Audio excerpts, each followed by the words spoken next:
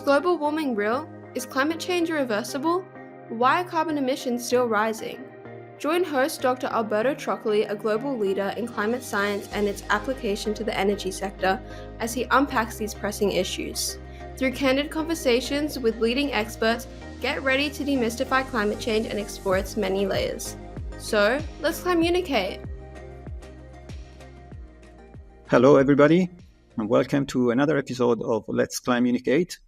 I'm Alberto Troccoli, and I'm very pleased to be here with Professor Roger Pielke Jr. of the University of Boulder, Colorado. It's a great pleasure to have you here, Roger. Alberto, it's great to be with you. Excellent. So we got a lot to discuss. We haven't met before.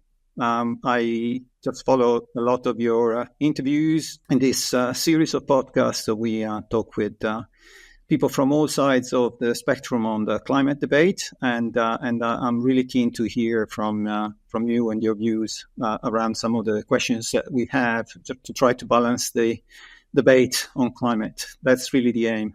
So let's get started. I've just got 4 quick fire questions for you to get the ball rolling. And the first one is, can you just tell us a broad estimate by how much the global temperature has changed in the last 150 years? Yeah, so for questions like that, which is outside my expertise, I defer to the Intergovernmental Panel on Climate Change, IPCC, and it's something like 1.1 to 1.2 degrees Celsius. Okay, excellent. And the second question is, of this increase, how much do you reckon is due to human influence? Again, I defer to the IPCC. They'll tell you it's perhaps greater than 100% because there's other countervailing factors that reduce it. But I think it's safe to say, again, deferring to the IPCC, that almost all of it is due to human activities. Okay, wonderful. And the third question is, what is your best estimate for a temperature increase over the next 8 years, let's say to 2100? Yeah, so I always say prediction is a mug's game. Good luck with that. That said, we did a recent paper where we evaluated the climate scenarios of the IPCC to determine which ones remain still current. And the median estimate from the scenarios that still remain current was something like 2.2 degrees Celsius, which is consistent with what today are called current policies, which are generally in the range of 2 to 3 degrees, with a centered on 2.5 or less. Okay, wonderful. Last question is, I'm sure you're aware of the tipping points. There are many tipping points. Just as a broad assessment, what do you reckon is the risk of hitting one of the major tipping points over the next 80 years again? Yeah, I was fortunate. More than 20 years ago, I served on a U.S. National Academy of Sciences panel on what at the time was called abrupt climate change. We use the language tipping points today. And one of the conclusions of that study is they're not predictable. And when you're forcing a system, you increase the odds of abrupt changes. The other thing is to recognize that we could have abrupt changes in the climate system even without human intervention. So we need to be prepared for the possibility of very abrupt changes that we can't predict, we can't anticipate. And a big part of that is to make sure that we're spending the right amount of public funds to monitor the climate system. So if changes do start in profound ways, we see them as early as possible. Right. So that was just to set the scene, and we can dive into more elaborated questions now. And I'm keen to hear from you. I know you discuss it a lot about your position. Also, you refer to yourself as a climate heretic, and you're in a kind of strange position because you actually, stating what the IPCC does, but at the same time you also raise other issues around the climate debate, and so you found yourself in this awkward position, I guess. If you can describe a bit how it feels and why did we get to this stage? Yeah, it's interesting. I mean, there was a Wall Street Journal article, op-ed that I did. It's been a while ago now, 2016. And the title, which some clever editors came up with, not me, was How I Became a Climate Heretic. And it is interesting. All my career dating back to the early 1990s, I've been a big defender of the IPCC. My work is cited in the IPCC. At the same time, I recognize the IPCC is not a crystal ball. It's not a Bible. It's an assessment produced by humans. And a lot of it is very good. And I praise the IPCC when in my areas of expertise, it gets things right. Sometimes it doesn't get things right in my areas of expertise. And I call that out also. I do feel like the climate discussion, the climate debate has, particularly in the last, let's say, 5 to 7 years, departed from consensus science. And there are, it used to be that skeptics and what are called deniers used to get a lot of attention for departing from the IPCC. Really, today, a lot of climate advocates, and I would call it, again, on the other side, doomers, have no time for the IPCC. And so it's one of those things where sticking to consensus science might be boring or not acceptable to the strongest advocates on either side of the debate. And so they come after people who are inconvenient in that way. And I'm not too concerned about it. I'm fortunate. I have a big platform, and the work I do is widely cited in the scientific community. So, it's like many issues where people have strong feelings. If you're going to participate in the to and fro of public debate, you're going to get a few knocks. Right. Okay. So you it feels like you are in a peace with with your position, and you're part of the debate and provide your input in a meaningful way. We'll discuss later maybe what can be done also to improve this. But also I just want to go a step further in terms of what is sometimes referred, and maybe you also refer to the corruption in climate science, and understand a little better what we actually mean, because in practice, often people say there's corruption because you need to include climate science in your proposals, and you only get funded if you mention that. But at the same time, I've grown into that environment. I also was part of that system in a way, but we felt that it was more like something that it should be relevant to the moment, and it's a little like AI now. Now you are asked to put AI everywhere because otherwise you don't get funded. So, I mean, in a sense, it's an issue, but it's a fashion at the same time. So, how do you view that? Yeah, I generally do not use the word corruption at all to describe issues in climate science. There are issues of scientific integrity that come to question, and let's be clear. The dynamics we're talking about in climate science are common across the scientific enterprise. They get magnified when you have an issue like climate that's very politically, economically, socially relevant. The issues that I see in climate science are not that sometimes there's bad science or things go astray, or advocates try to infiltrate the assessment process. That's all very normal stuff. The big problem for climate science is that our ability to self-correct when things go wrong doesn't work as well as it used to. And part of that is climate as a cause is seen to be a very virtuous cause. And anyone who steps out and says, well, hey, maybe this study has some problems, can find themselves attacked. Like, why are you attacking the good guys? They're just trying to do the good thing. But that's not how science works. Science works because we critique our colleagues' work, independent of the political implications of doing that critique. I'm very much of the view that the public trust in science generally, and in climate science specifically, depends on us doing our jobs, which is doing the best science possible and calling out science when it's not up to the standards we expect. So I do think that there are some issues in self-correction in climate science, and we could talk about some details on that. Right. Yes. I mean, I personally don't. I haven't experienced, having worked and still working in climate. I don't experience this issue with being able to debate. In fact, I mean that's what I'm doing here as well. I'm interviewing you. I'm interviewing people that are, we interviewed the chair of the IPCC Working Group 1 and so on. So and we just want to understand. And I think to say that there is a deliberate choice from some scientists to bring. I mean, there could be, like in anything, that you can have fringes and so on, but that's not the majority. It's not. It's hard to see how scientists could congregate and come together on an issue that is really objective. In the end, you have to prove it and so on. So I find it hard to see how there could be corruption in science. In the climate science. Yeah, well. Yeah. I mean, again, I'm not one who's alleged any corruption in climate science, but I'll give you an example. The entirety of climate modeling and climate projections, physical climate science, also impacts economics, depends upon scenarios of the future.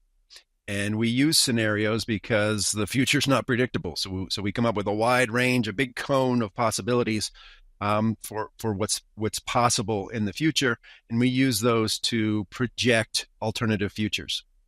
It turns out that the scenarios currently being used in 2024 by the climate science community were developed more than a decade ago, based on assumptions from the previous decade or further. So these scenarios are out of date. It turns out that the most commonly used climate scenario is the most extreme one. It's called RCP 8.5, and specialists will know what that means. But it projects a future where almost all of our energy is going to be moving towards coal power. That's not happening. So this has been recognized, thanks to the work of one of my colleagues, Justin Ritchie, for going on a decade now. And the community has had a really difficult time reorienting itself to more updated scenarios. So that's not corruption. We wrote a paper, and it's an emergent phenomenon. There's a lot of reasons for it, and there's good scientific reasons to use extreme scenarios. But from my standpoint, using scenarios with assumptions that are 2 decades old is really not good policy practice. We wouldn't do that in economics. We wouldn't do that in medicine. And so the question has to be, so why is it so difficult for this community to update its understandings on scenarios? And, there's a big story there, and there's a lot of social, political, scientific dynamics there. But that's an example of what I mean when the community is having some difficulty correcting course. And we could go into the details of why that's so. We're at the point now where the broader community widely recognizes that scenarios are out of date. So 5 years ago, we had to debate, are they out of debate? Are they outdated? And that debate is over. And so now we're debating, all right, well, what do we do about it? And the community's grappling with that. The next set of scenarios that are developed are going to shape climate science and policy well into the 2030s. So it's a really consequential set of decisions that we're at. I fully agree with the choice of RCP 8.5 is a little extreme. That's true, but at the same time, you are aware, but maybe not the listeners. It takes a long time to get the model run and the output and reassess the scenarios. That's why, for example, the IPCC cycle is 7 years, because you have to redo all the runs and so on. So it's not an immediate effort. And of course, there is a bit of inertia in people using 8.5, and then you publish, and then you want to compare it against like with like, and so all these things take place. But it's also true that actually one of the reasons for that is that if you have 8.5, then you can scale the signal somehow to lower emissions. So that's partly done for that reason. So you can see a strong signal, and then you can reduce it. But I agree. I mean, that's, for example, now working on this science, they're asking us to look at the very low scenario, the SSP 126. So, because this is in line with the current policies. So it's, and even the International Energy Agency, was actually using pretty strong scenarios up to 5 or 6 years ago, and then it was criticized, and now they readdressed a bit. So I think it's a matter of addressing things as they come, and I don't know what you think about. Yeah, yeah. I mean, you raise a really important point here that I think people should understand. You talk about the climate modeling calendar as being, a 5-7 year process to develop climate models, to produce climate model outcomes. Scenarios can be updated every year. The energy system modelers like IEA, who you mentioned, update their scenarios every year. Why is that? Because energy policy decisions are made every year, and policymakers want the most important, most relevant, important, and up-to-date information at their fingertips. We do not. There's no law of nature or inherent reason why climate modeling needs to operate on a 7-year timeframe. That's dictated by the needs of the research community. If instead we said, well, as a condition, we need to have climate modeling results updated on an annual basis, maybe to inform the COPs or national climate policy decisions, then the climate science community would have to change how it does its business. And so we have a situation where the needs of the climate science community are out of step with the needs of policymakers. And because climate scientists are the ones who dictate the calendar, it's no surprise that their priorities are the ones that win out. There's no reason why we can't have a parallel process. We could have long-term, exploratory, very detailed, sophisticated climate modeling that operates on 5 to 10 year calendars. And we could also have an annual calendar where we have reduced form climate models or emulators that are used to update understandings every single year to inform policy. So this is one, again, where the self-correction process in science maybe isn't working so well. In no area of policy, and take economic policy, would you tell a central bank or a prime minister, give us 5 to 7 years and we'll have some good projections about the state of the economy? We would laugh about that. That doesn't make sense. We get economic projections and data updated continuously. So the sooner we start treating climate science with the importance that it has in the policy and political settings, the better off we'll be to have the best information. This is not an argument against climate science or against climate scientists. This is simply saying, hey, let's take climate science and shape it to the realities of policy needs. Yeah, you raised some very good points, actually, and hopefully they will percolate into the system. I just want to refer again to the cycle, the IPCC cycle. So it's like we said, 6-7 years, and there are also good reasons. It's not just about the models; it's about organizing things. It's just you getting all the groups together, getting all the processes in place, and so on.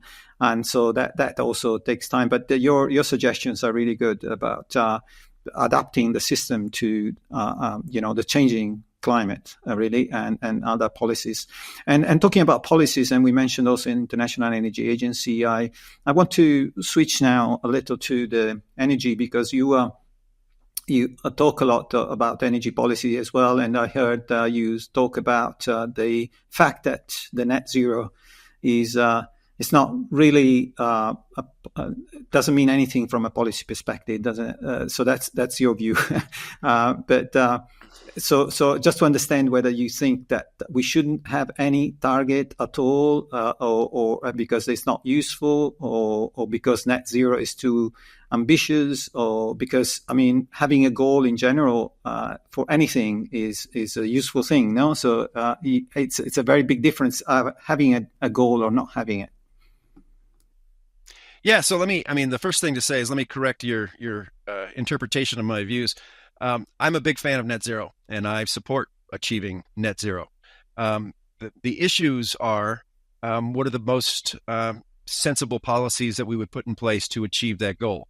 And I think we all have to recognize right now that net zero carbon dioxide or net zero greenhouse gases are at this point aspirational goals. They're aspirational because we don't know exactly how we're going to get there. And a lot of the attention in the debate is paid to the last few tons of carbon dioxide. How do we get to the zero in net zero? My focus has always been, well, how do we accelerate progress towards that goal? instead of what do we do in 2050 or 2049 or whatever, what do we do in 2025, 2026? If we're going to get to net zero, then we need to accelerate the historical rate of decarbonization. So goals are perfectly fine. And let's just say temperature targets, like in the Paris Agreement, 2 degrees, 1.5 degrees, are very disconnected from the real world. They are implications for other sorts of more tangible targets. So the sort of targets I have recommended as being more practical, they don't have to replace temperature targets, but they should sit alongside them. The most important target I would put in place right now in international negotiations is a coal exit treaty. If we're going to ever achieve net zero, we're going to have to get off of coal power. And it could either be mitigated with CCS, I'm pretty dubious, skeptical about that, or we just replace coal power. We can replace it with nuclear power, solar, wind, natural gas, which is half as carbon intensive. You pick your favorite. And if the world could agree to a coal exit treaty, that would be much more tangible, much more practical towards achieving the aspirational net zero goals. Right. I mean, you as you say, I mean, it's ambitious, the 2050, but really, as with any target, even if it's not 2050, if it was 2060, still have a target, and we do have actually the technology to address it, and we continue to evolve and get better and so on. So just to wait for the best technology or the best mix or whatever you want to come up with, it's probably then going to be too late. Or in any case, I mean, in general, it's better to just take first steps. You don't get to the end of the marathon if you stay still and then wait that you get inspiration. Exactly. I mean, there are a lot of options on the table right now for accelerating decarbonization. I mean, a fact that it's uncomfortable and people don't like to hear it. The so-called energy transition hasn't started. If you look at the historical data on decarbonization of the global economy, and let me be very specific, by decarbonization of the global economy, I mean carbon dioxide emissions per unit of global GDP. If you take a look at that curve, it's a linear straight line from at least the 1960s to today. So there's no evidence so far that whatever we've been doing in climate policy has accelerated that rate of decarbonization. So it's fine for people to argue about 2050 versus 2060. From where I sit, that the policy implications are exactly the same. And those implications are, what steps can we take to accelerate the rate of decarbonization today, tomorrow, next week, next year? But you mentioned the carbonization, which is different from removing carbon. I mean, there are two different terms and meanings. And I agree, obviously you showed it clearly that the carbonization is decreasing, but at the same time, we all know that demand is actually increasing a lot. So in practice, emissions are still rising. That's the end result, and you can measure it. And so we can do, obviously we need to improve efficiency. The target from COP28 is to double the efficiency by 2030 and triple renewable energies by 2030. But, on this moving target, increasing the emissions, even if you do all the effort to reduce decarbonization, is still increasing. So the CO2. So that's a fact, So, but you also mentioned that it's quite interesting that, we can change the energy system, let's say the transformation or whatever you want to call it, transition, and by not just driving through climate policies, but because you say there are different legs to the stool, and there are 3 or 4 legs. So I'm very curious to hear from you. If you remove the leg of climate, how would you move forward in a practical way with the energy policy, energy transformation? Yeah, so there's a few things to recognize here as a start, then I'll get to the legs of the stool. The first thing is that the world economy has been decarbonizing for at least half a century. And that has happened without explicit climate policy. And as you say, you are exactly right. That has been accompanied by rising emissions.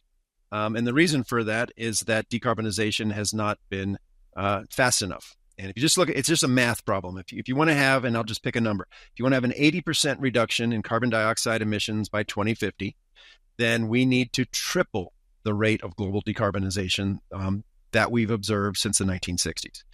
There's no evidence that we're moving towards that tripling. So there has to be a massive change. Now, why has the world been already decarbonizing since the 1960s? I suggest that there's four legs to the energy policy stool. One is security. So countries want to make sure they have the energy resources they need to provide electricity, transportation, power, safety, security, all that people expect. It turns out that maybe 2 billion of the world's population have ready access to energy services like you and I enjoy every day. So energy security is also a matter of national and domestic security. People want energy. Coal energy is preferred by some countries because you can see it piled up. It's very secure. You know how much you have. You know what your burn rate is. You don't have to rely on liquefied natural gas or advanced technologies, and so on. So energy security is really important. And so countries are doing everything they can to secure energy. And as I mentioned, energy access is another leg of the stool. There are plenty of places around the world where energy consumption is rapidly rising because more and more people are gaining access to energy services. Economies are modernizing, and energy access, as has been pointed out, is going to continue to be an issue through most of this century as people increasingly get onto grids and start consuming at rates more like Europeans or South Americans, maybe even like Americans or people in Iceland. But access is a big issue. And if it comes to a choice between climate impacts and having the lights come on, pretty much everybody in the world is going to pick having the lights come on. So energy access has to be recognized as another one of those legs of the stool. Another one is energy economics. People want energy, but they don't want it to cost too much. We saw this in the recent EU elections. We see it in the United States election. We saw it in France with the Yellow Vest protests. We see it in the UK right now with Labour deciding to keep the 5 pence fuel duty that the Conservatives have put on. People want cheaper energy, and cheaper energy facilitates both security and access. So economics has to be observed. I participated in running a poll with a colleague, Rui Teixeira, a colleague at the American Enterprise Institute, where we asked people in the United States, how much would you be willing to add to your electricity bill to fight climate change? We started with $1 a month, and 47%, not even a majority, said they would support that. We went all the way up to $100 a month. At $100 a month, it was about 10%. So the willingness to pay for climate policy, as popular as it is not large. So as part of our climate and energy policies, we have to make a commitment to keeping energy prices low. And I will say there has been a theory, and it's economically, it's a sound theory, that if you increase the price of dirty energy, people will favor clean energy. That economically makes a lot of sense, but politically it fails. Because once you say, hey, we're going to increase the cost of energy, people say, no, I'm going to vote for the person who tells me I'm going to have cheap energy. And then the fourth leg is impact. Energy does have impacts on our environment, on ecosystems, on human health. That includes CO2 emissions, but that's not the only impact. And we want to reduce that impact. And so too often climate policy becomes a single leg of the stool issue, where the only thing people focus on is the climate impact and either ignore or downplay security, access, economics. This makes it complicated because we have multi-attributes that we're trying to optimize. And in my view, any discussion of climate policy that does not include security, access, economics is going to be incomplete and at risk of developing policies that can't succeed. And part of the dynamics of the climate issue is that single issue climate people tend to dominate discussions of climate policy. And we need to get them in the room with people who focus on energy security, whose main focus is energy access in sub-Saharan Africa or Southeast Asia, and people whose job it is to make sure that energy doesn't cost very much. And it's complicated. There'll be arguments, and there will be necessary trade-offs that result. But that's how policy and politics work in most areas. Right, but the energy security, I guess, is one of the main pivot of, for example, International Energy Agency was set up to make sure that countries would have energy security. So that's one thing, and obviously that's really important, as well as all the other elements that you mentioned. It's less clear though how you achieve that reduction. I know we don't want to. We're trying to solve the problem without the climate, but eventually you need to also reduce the emissions, because we said that has an impact. And so by just looking at security and all the other aspects, it's not entirely clear how that constrains the emissions that you reduce. And also just quickly on price, because I think there is sometimes a skewed conversation about the pricing, because although now we reach a level where solar is it's the cheapest form of energy in electricity in many countries. People still complain that if you put solar, the price of electricity increases. Whilst if you look at the bumps in the oil prices over the decades, I mean, there's 4 times higher and lower in the 70s, and nobody really complains about that, because it's just ingrained in people that the fluctuation of oil is expected. So there's a bit of a skewness there, no? Oh yeah, absolutely. I mean, and I'm very bullish on solar. I think solar has a great future. One of the dynamics that I've recognized in energy policy is, people are very quick to associate energy technologies like they do with their favorite football club, and they cheer for them. I'm team solar, team nuclear, go fossil fuels.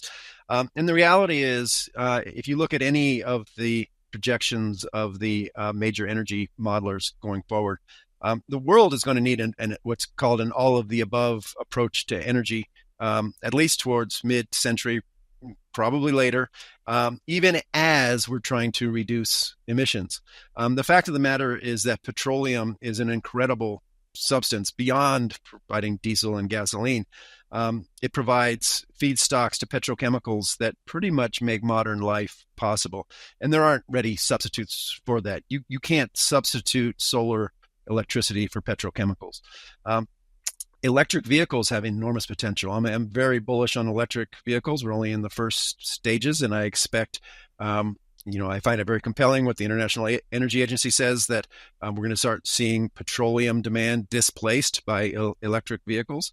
None of this is going to happen quickly or overnight, but we're at the start of a process that's going to evolve over many decades.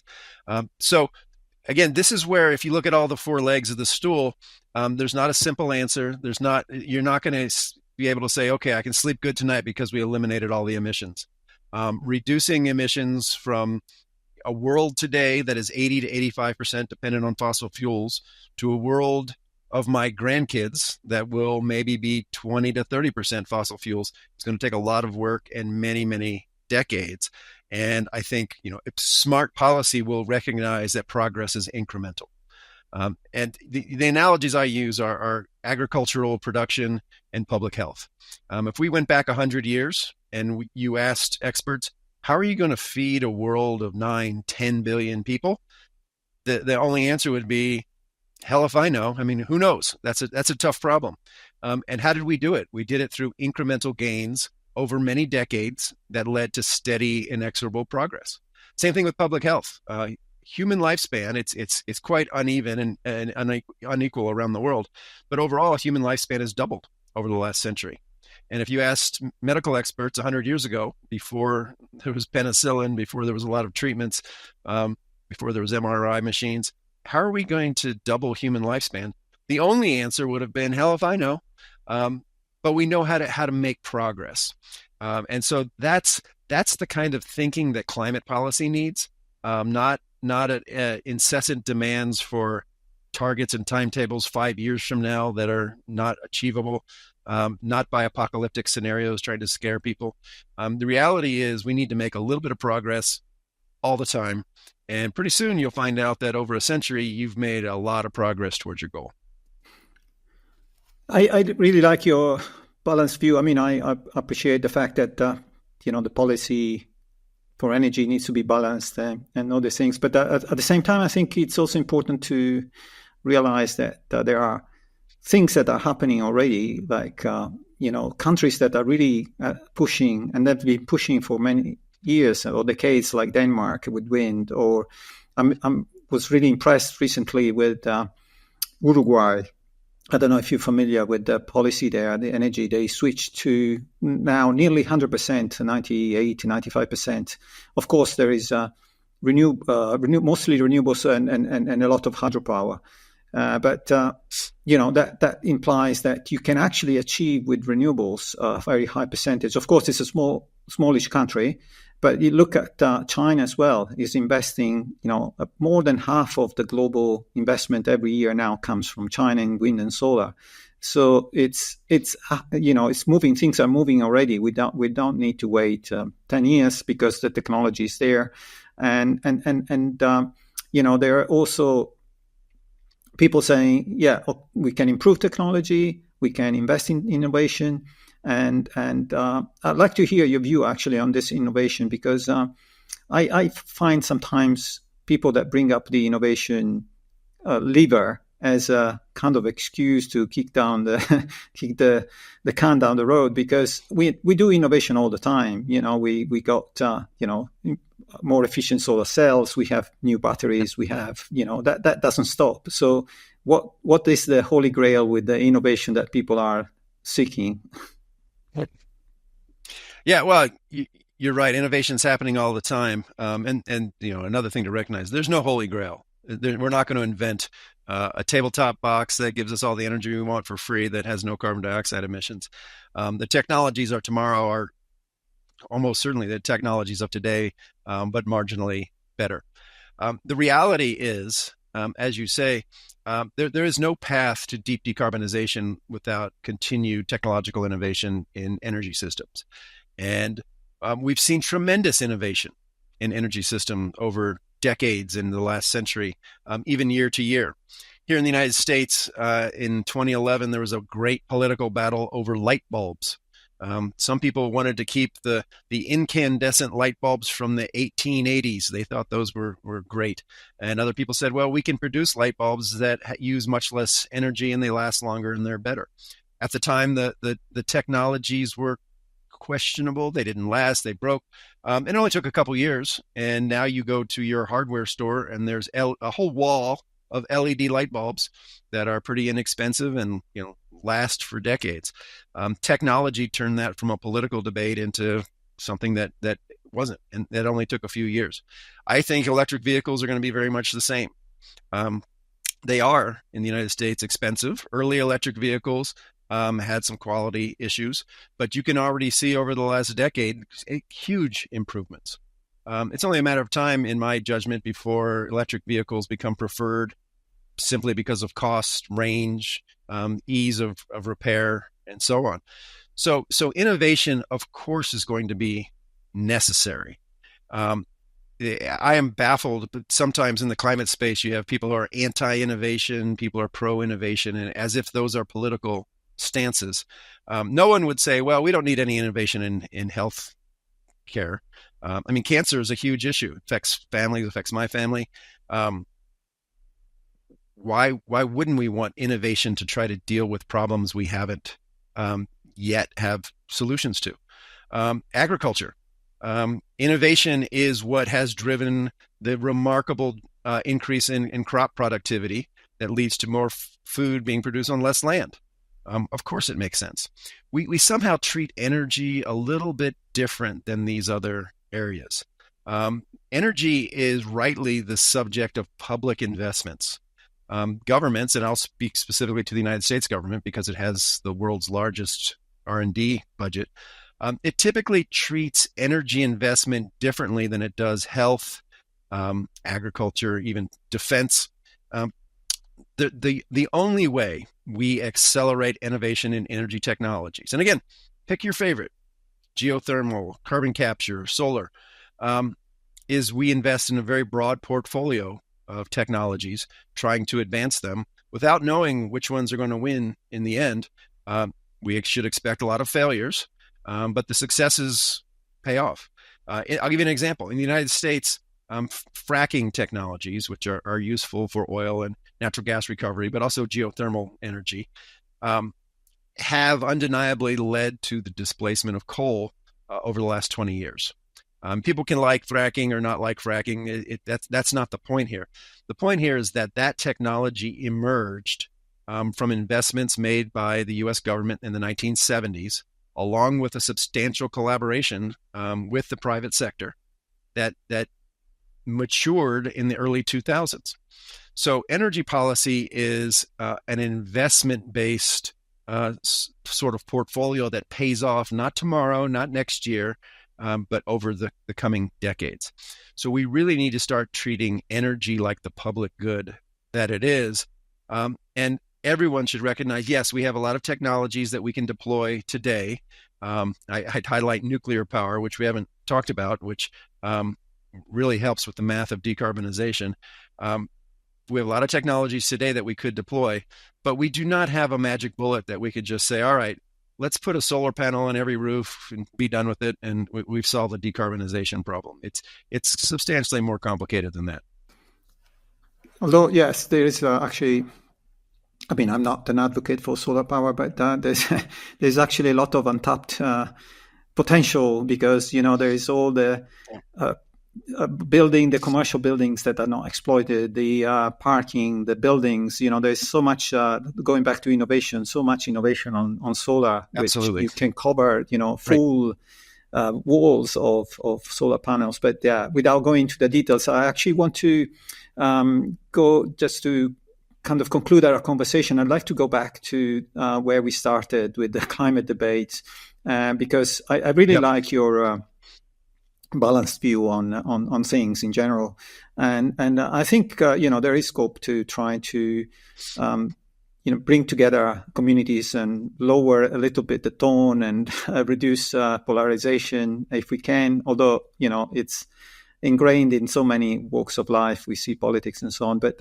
if we can do our bit on the climate side, I think it'd be great. And so you always often refer, I hear, about the issue that science has been politicized, particularly when it comes to increasing the alarm around extreme events. And then this is one of your strong academic point and research point, and I agree. I mean, there's probably something, but this has to be viewed also on the background of the conversation that has been had, with oil companies doing research since the 60s and knowing that there was an effect on climate.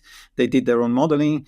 They came up with the solution, and then started to peddle the uncertainty issue. The models are not good, and we shouldn't trust this and that. So I think in some sense the climate science IPCC had to come up with something that counterbalanced that a little, and maybe it went a bit too far with the extremes. But there are, you refer often to hurricanes, and of course hurricanes is a very difficult thing to prove whether there is one is going one way or another, because there are so many few events, and so the statistics is very flimsy.